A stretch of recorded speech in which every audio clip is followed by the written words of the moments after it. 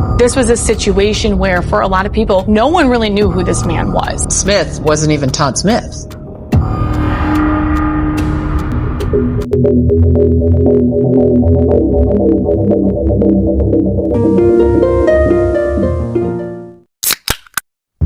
Hello everyone, welcome back to channel Weekly Crime Stories yang akan membahas kisah-kisah kriminal nyata dan penuh misteri.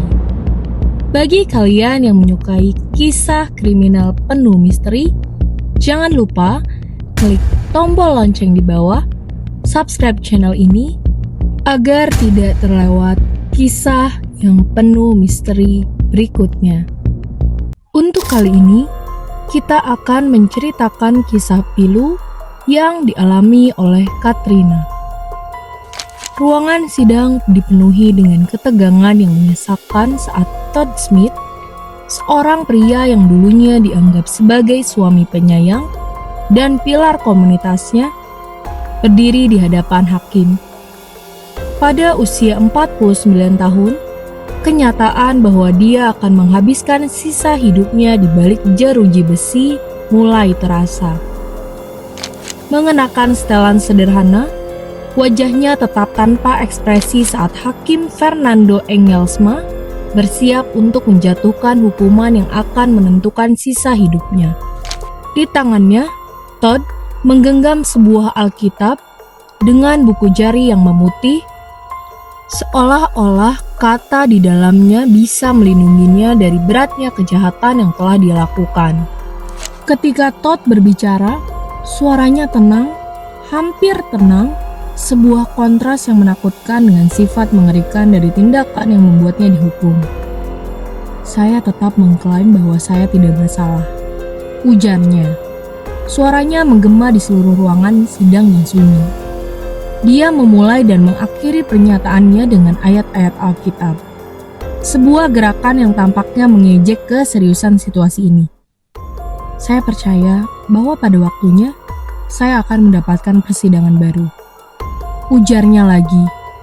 Kata-katanya syarat dengan harapan palsu yang menggantung di udara seperti kabut beracun. Bagi mereka yang mengenal Todd sebelum tragedi ini, perubahannya hampir sama mengejutkan dengan kejahatan itu sendiri. Dia dulunya dilihat sebagai suami yang berdedikasi, seorang pria yang tampak mencintai istrinya, Katrina, dengan intensitas yang tenang. Tetapi di balik itu semua, sesuatu yang gelap telah berkembang menjadi campuran toksik dari kecemburuan, kontrol, dan kemarahan yang tak terbendung yang akhirnya mencapai puncaknya dalam pembunuhan brutal terhadap wanita yang seharusnya dia lindungi. Suara Hakim Engelsma memotong kesunyian. Kontras tajam dengan sikap tenang Todd. "Kejahatan yang kamu lakukan, Todd Smith, di luar pemahaman. Tindakanmu bukan hanya serangan terhadap istrimu, tetapi juga terhadap kesucian kepercayaan dan cinta yang menjadi dasar pernikahan. Keterlibatanmu dalam pencarian Katrina adalah tidak kurang dari penipuan yang kejam dan terencana, sebuah tamparan bagi keluarganya dan bagi setiap orang yang mencintai Katrina dan berharap ditemukan dalam keadaan hidup," ujar Hakim. Saat Hakim berbicara, topeng ketenangan Todd mulai retak. Matanya menyipit sedikit, tetapi dia tetap diam. Ruangan sidang menjadi medan pertempuran emosi, kemarahan, kesedihan, ketidakpercayaan, semua diarahkan pada pria yang kini berdiri sendirian dalam rasa bersalahnya. Keluarganya, yang duduk di galeri, menyaksikan dengan kaget, tidak percaya bahwa pria yang mereka cintai sudah menjadi monster menakutkan. Vicky Nalevak, ibu Katrina, adalah salah satu pendukung terkuat Todd pada hari awal-awal Katrina hilang. Dia percaya, dalam lubuk hatinya, bahwa pria yang telah menjadi bagian dari keluarganya tidak akan pernah menyakiti putrinya. Tetapi keyakinan itu hancur seiring dengan bertambahnya bukti GPS tracker, darah di bagasi mobil Katrina, tongkat baseball yang bernoda darah Katrina ditemukan di rumah Todd. Suara Vicky bergetar saat dia berdiri untuk berbicara di depan pengadilan. Beban kesedihan dan rasa bersalahnya hampir terlalu berat untuk ditanggung. Beberapa orang termasuk keluarga saya merasa bahwa kamu ada hubungannya dengan hilangnya Katrina. Ujar Vicky mulai berbicara. Suaranya bergetar tetap tegas. Tetapi saya terus mengatakan kepada semua orang bahwa tidak mungkin kamu akan menyakitinya. Ada begitu banyak ketegangan. Saya membelamu, Todd, karena saya percaya padamu. Saya percaya pada cintamu pada putri saya.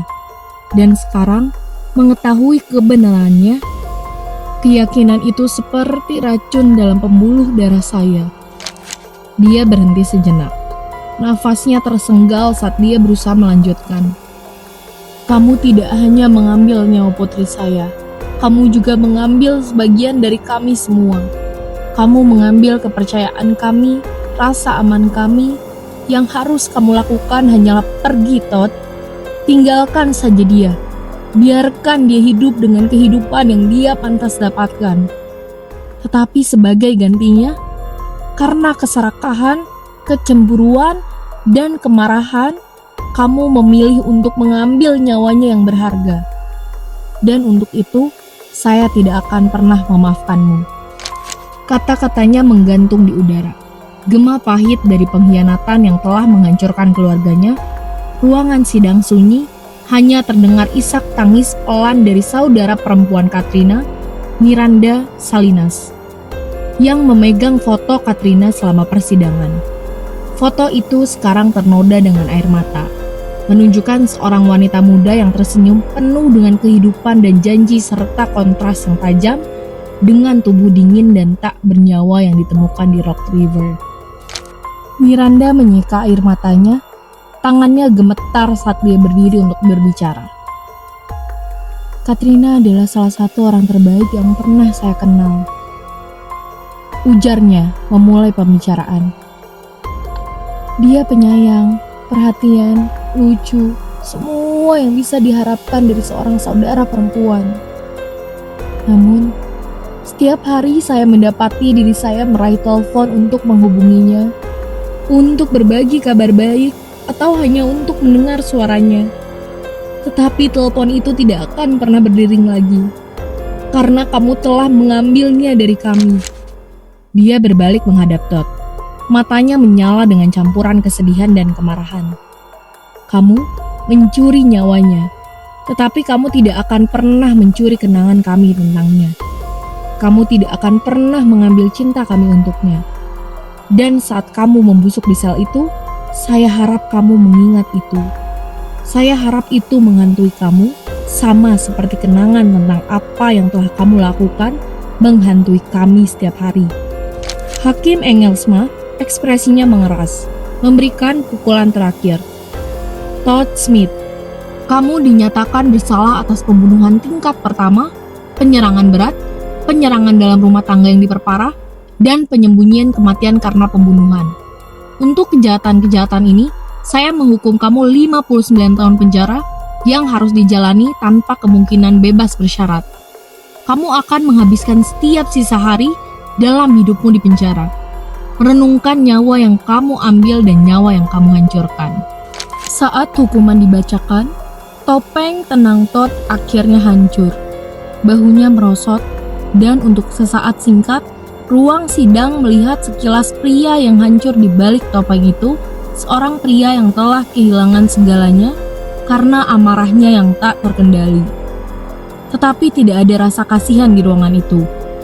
Hanya rasa keadilan yang dingin dan tegas. Keluarga Katrina berkumpul di ruang sidang.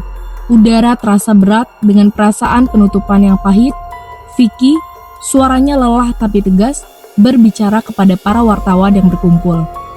Kami tidak akan pernah mendapatkan Katrina kembali, tetapi kami akhirnya bisa mulai menyembuhkan.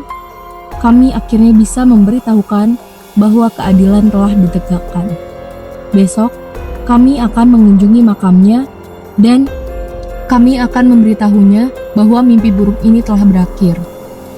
Tetapi mimpi buruk itu belum berakhir bagi Todd.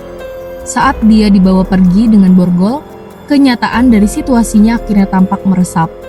Keluarganya, yang dulu begitu mendukung, melihatnya dengan campuran ketidakpercayaan dan kesedihan. Hidup mereka selamanya berubah oleh kebenaran tentang apa yang telah dia lakukan. Putri-putrinya yang tetap berhubungan dengan keluarga Katrina sepanjang persidangan kini menghadapi masa depan tanpa ayah yang dulu mereka kagumi. Vicky dalam kata-kata terakhirnya kepada Todd meninggalkannya dengan pesan yang dia harapkan akan terngiang di pikirannya sepanjang sisa hidupnya. Kematian meninggalkan luka yang tak bisa disembuhkan, tetapi cinta meninggalkan kenangan yang bahkan kamu tidak bisa curi.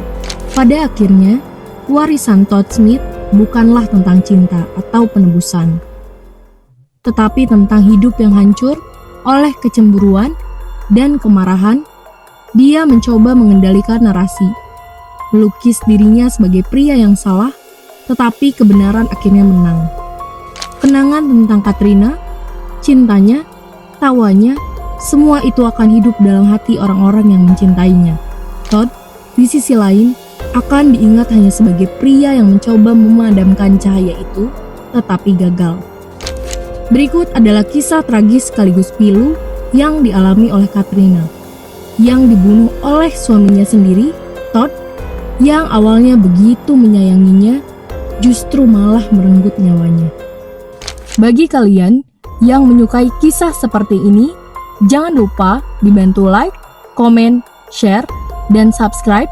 Dan untuk penonton setia WCS, serta komentar yang membantu Weekly Crime Stories untuk menjadi lebih baik lagi. Terima kasih semua. Terima kasih.